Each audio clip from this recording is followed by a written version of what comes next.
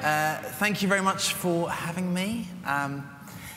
So I'm going to share a little bit about our story, how we have seen the digital economy change, the opportunities that we have seen, and hopefully share some things that maybe some of the members can take with them. For those of you who don't know, Buzzfeed is in part a website. We're a very large website. We've got about 150 million uniques looking at it, which makes us arguably either the first or second largest news and entertainment website in the world. And one very unique thing about BuzzFeed is we get about 75% of our traffic from social referrals. So people emailing our content, people sharing our content, whether it be on Facebook or Twitter or anything like that. When we started, our first insight, and I know this will come as a shock to the members of the IoD, I know you all work very hard, but believe it or not, out there is an audience of people, they probably work for your competitors, who are very bored. And we felt if we could come up with very funny, interesting, nostalgic content that was easily shareable, we could build global scale very quickly. So just as an example of the sort of thing that we used to publish a lot of, and we still do publish somewhat, and I'm a bit scared to show this stuff to you guys because you're all so smart, but this is the sort of article that we built very big scale with. So 34 GIFs that sum up your first sexual experience. And we kind of harvested these ideas from across the web.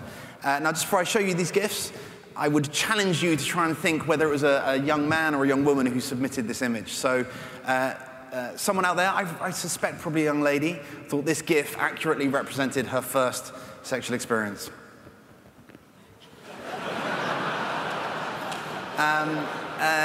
So yes. Now the next one I think could be a young lady, could also be a young man because of the sort of source material. But this was the image they thought most accurately represented their first sexual experience.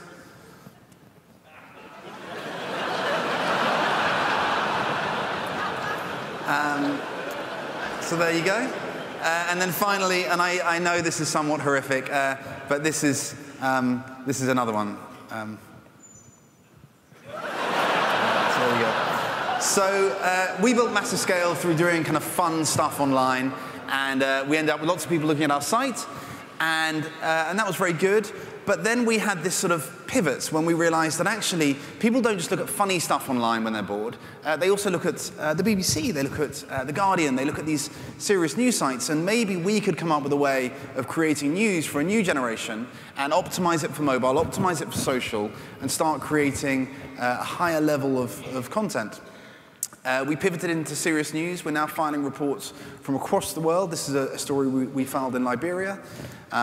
This was a story we filed in the Ukraine, where we found an instance of a young Russian soldier who was taking Instagram pictures of himself and not realizing that he was actually geo-targeting those images to where he was, which was in the Ukraine.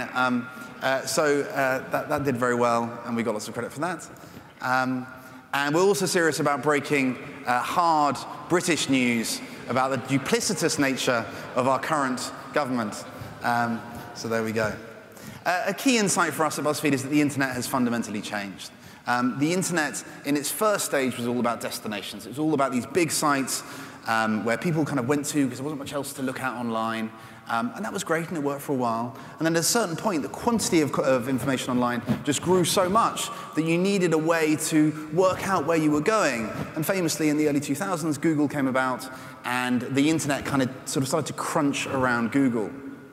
And that was very interesting. We now think we're in the third stage of the internet, which is all about sharing, really. It's all about creating content that is good enough that consumers are going to look at it and choose to pass it on to their friends, put it on Facebook, put it on Twitter. And it's not just us that's saying this. Two big reports that have come out in the last 3 to 4 months, the New York Times Innovation Report and famously the BBC Lord Stringer Report, both lamented the fact that these serious big media organizations had missed the fact that consumers just weren't really going to destinations anymore. You look at the data, this is homepage traffic to the New York Times. In a 2-year period, it's more than halved because consumers just aren't waking up and going online and going to these destinations. They're reaching for their mobile, and they're looking at what their friends are talking about, whether that be at Facebook, on Facebook or Twitter, and then accessing the content that way and continuing their journey through the internet. The sort of third big thing that we're well known for is our commercial model. So we believed that the traditional way of monetizing the web, which was through banner ads, was fundamentally flawed. No one wants to look at banner ads. No one really wants to click on banner ads. They're just a distraction. Looking back through history, David Ogilvy, famously called the father of advertising, said that advertising should fit what people expect from the platform. He existed in the era of magazines and newspapers, so he created ads that matched what consumers were looking for. They wanted clear headlines and strong copy. They didn't want distracting fonts or silly images. They wanted what people expected from magazines and newspapers. The best advertising of the cinema clearly matches what people expect from the cinema. So the famous Guinness ads with the horses running through the sea matches what people expect. They can buy into the drama. And we think we're now in this new era. So how can we create advertising that matches what people expect when they're picking up their phone and they're looking at their social feeds? How can we work with a brand like Foster's to, instead of just say, oh, put your logo here, we'll give you access to our audience, you can put your logo all over the place and annoy our consumers, how can we work with them to create meaningful content that fits what they're expecting from us, but is also coming from a brand? So we work with brands like Foster's to create stuff like the most Australian things that have ever happened. It's clearly labeled as coming from an advertiser. We've got lists, things like seeing the most suspicious-looking koala just walking down the street.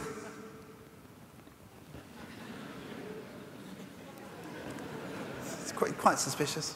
And like I said, our consumers know it's an ad, but they're happy to pass it on. They share it with their friends, and next time in the pub, they think, you know what, Foster's, I kind of get what they're about. Maybe I'll order one of those.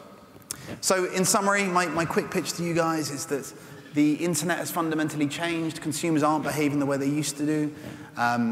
Anyone in business needs to think about how you're communicating with your target audience. How can you create things that they're going to enjoy? How can you get them to share those things? And ultimately, there is a new era of advertising ahead of us. There's a new era of digital ads that we hope people will find really enjoyable. Thank you.